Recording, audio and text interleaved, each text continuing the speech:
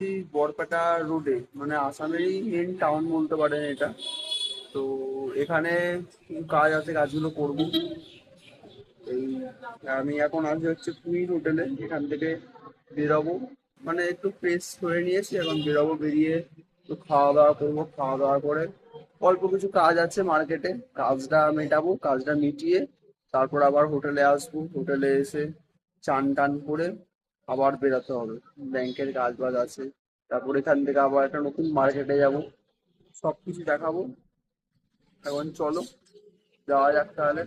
এখানে খুব সুন্দর সুন্দর দুটো মন্দির আছে, মন্দিরটায় ঢোকার ইচ্ছা আছে, বাট জামা কাপড়ের অবস্থা ভালো না বলে ঢুকবো না। মানে এই জামা প্যান্ট পরেই তো সব জায়গায় যাতায়াত করছি, তাই জন্য ঢুকবো না। এমনি বাইরে দিয়েই দেখাবো মন্দিরগুলো, খুবই সুন্দর। আমি যে হোটেলটাতে আছি এই হোটেলটার মানে সামনে দিয়েই, মানে ব্যালকনিতে দাঁড়িয়ে আছি, এখন ব্যালকনিতে দাঁড়িয়েই মন্দিরটা দেখা যাচ্ছে, তোমাদেরকে দেখাচ্ছি আমি।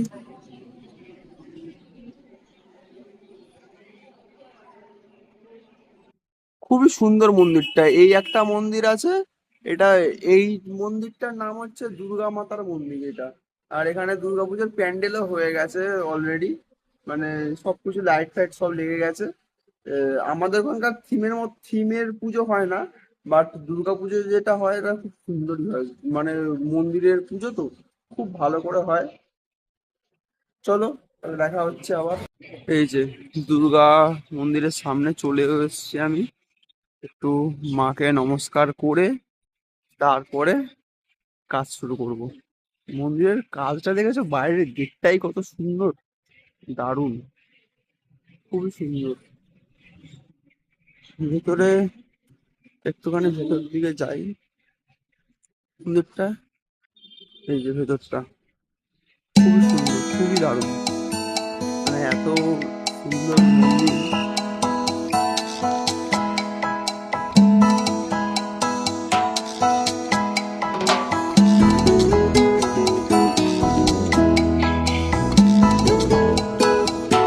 এটা হচ্ছে রাধা কৃষ্ণ, দেখতে পাচ্ছ তোমরা? এটা হচ্ছে শীতলা মাতার মন্দির। তারপরে এটা হচ্ছে মহাদেবের মন্দির আছে, আর মহাদেব। এটা হচ্ছে মা কালীর মন্দির, জয় মা কালী। ভিতরটা অন্ধকার করে দেখতে পাচ্ছ না, একদম ভালো করে ফাঁকাও দেওয়া আছে ভালোভাবে। রাধা কৃষ্ণের মন্দির, রাধা কৃষ্ণ আর জগন্নাথ দেবের, রাধা কৃষ্ণের মূর্তিটা খুবই সুন্দর। এটাকে তখন আমি দুর্গা বাড়ি বললাম, কিন্তু দুর্গা ঠাকুরকে দেখাতে পারলাম না, কেননা কিছুদিন পরেই তো দুর্গা পুজো, তোমরা সবাই জানো। তো ওই কারণে এখন দুর্গার মেন যে মন্দিরটা, ওখানটাতে পুরো মেন পর্দা দেওয়া আছে, আমাকে বললো, একদিনকে জিজ্ঞাসা করলাম।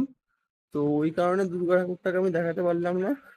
এই যে প্যান্ডেলটা হয়ে আছে দেখছো, এই প্যান্ডেলের ভেতর দিকেই মানে দুর্গা ঠাকুরের মেন মন্দিরটা, আবার ওপরে খুব সুন্দর করে মন্দিরটা তৈরি হচ্ছে, মানে মেন দুর্গা ঠাকুরেরই মন্দিরটা তৈরি হচ্ছে। পরে এর পরের বারে যখন আবার আসামে আসবো, তখন তোমাদেরকে দুর্গা ঠাকুরের মন্দিরটা ভালো করে দেখাবো ঘুরিয়ে। এখন টাইমও নেই, তাও যেইটুকু দেখাতে পারলাম তোমাদেরকে দেখালাম।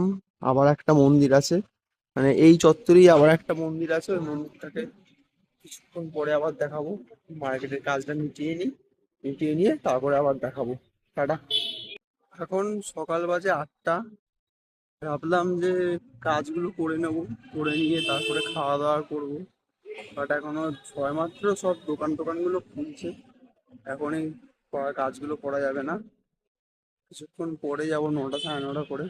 ততক্ষণ তোমাদেরকে এখানে আর একটা যে মন্দির আছে যেটা দেখাবো বললাম, ওই মন্দিরটা দেখিয়ে দিই, দেখিয়ে দিয়ে তারপরে খাওয়া দাওয়া করবো। চলো, ওই যে মন্দিরটা সামনে দিয়ে গিয়ে দেখাচ্ছি, চলো। মন্দিরটা দেখো, খুবই সুন্দর, এত সুন্দর কাজ করা মন্দিরটা, মানে অসাধারণ। তোমাদেরকে ভেতরে গিয়ে দেখাচ্ছি।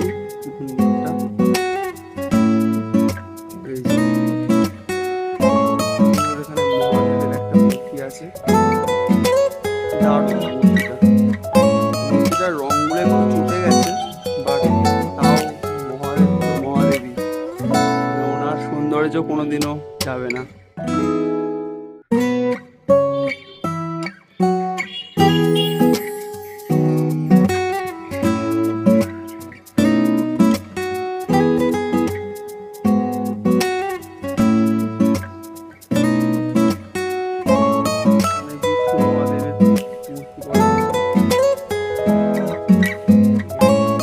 এই মন্দিরটার সামনের দিকে রাধা কৃষ্ণ, আর মানে গেটের পেছন দিকটাতে আবার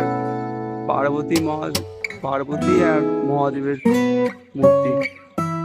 এদিকে আবার বজরংবলী, জয় বজরংবলী। ভিতরটা গিয়ে দেখাবো।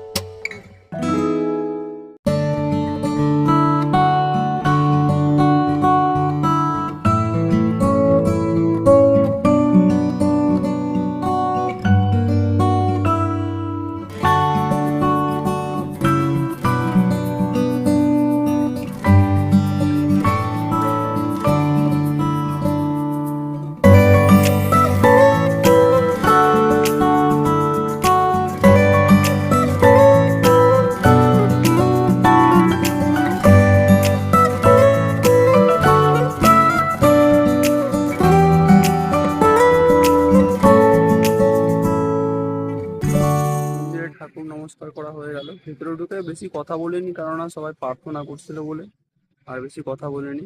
এই যে মন্দিরটা, এই মন্দিরটার ঠিক উল্টো দিকেই আবার একটা মন্দির। মানে এখানে মোট তিনখানা মন্দির আছে, তিনখানা মন্দিরে মধ্যে দুটো মন্দিরে গেলাম, আবার পরে কখনো এসে আর একটা যে মন্দির আছে ওই মন্দিরটাতে এসে দেখাবো। এখানে এখন খাবো হচ্ছে রুটি, কাঁচা লঙ্কা আছে, আর সোয়াবিন আলু আর ছোলা দিয়ে তরকারি। এখানে খাবারটা কিন্তু খুব টেস্টি খেতে। আর আলু ভাজা আর রুটি, আবার একটা ডিমের কারিও নিয়েছিলাম। যে হোটেলটায় ছিলাম, হোটেলের রুম এখন ছেড়ে দিলাম। এখন এখানে আর একটুখানি কাজ বাকি আছে, কাজ করে তারপরে বেরিয়ে যাব। আবার বাসে উঠবো, বাসে উঠে দেখা হচ্ছে। চলো, টাটা। অ্যাট লাস্ট বড়বাজার রোডের কাজ শেষ হয়ে গেছে। এখন এখান থেকে যাব আপনার নতুন আর একটা মার্কেটে যেতে হবে। ওই মার্কেটে কাজ টাজ করে তারপরে আবার একটা নতুন মার্কেটে, ওখানে 3 নম্বর মার্কেটটা যেতে যেতে প্রায় সন্ধ্যাই হয়ে যাবে মনে হয়। হ্যাঁ, সন্ধ্যা হয়ে যাবে, কারণ এখানে এত দূরে দূরে মার্কেট গুলো না। এই বড় এখন এখান থেকে যে মার্কেটটা যাবো ওই মার্কেটটাতে যেতেই টাইম লাগবে প্রায় 1.5 ঘন্টা 2 ঘন্টার কাছাকাছি টাইম লাগবে। এখন দেখি দুপুরের খাবারটা খেয়ে নিই, এখান থেকেই দুপুরের খাবারটা খাবো, খেয়ে দিয়ে তারপরে আবার যাবো।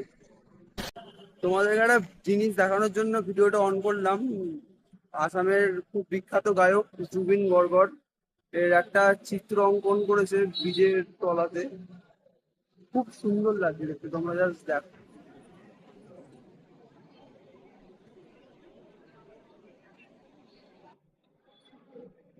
এত সুন্দর লাগছে চিত্রটা, খুবই দারুণ।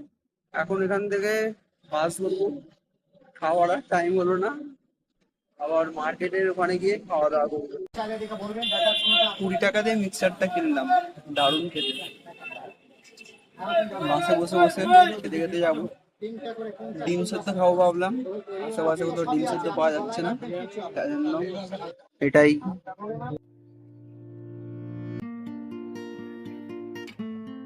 আসামে কিন্তু প্রচুর প্রচুর নদী দেখা যায়, আর নদীর ঠিক ওপারটাতে তোমরা দেখতে পাচ্ছ পাহাড়গুলোকে হালকা হালকা দেখা যাচ্ছে, খুবই সুন্দর লাগছে। তোমরা নদীটা দেখো, নদীতে মানে জলই নেই, খুব সুন্দর ছুটছে।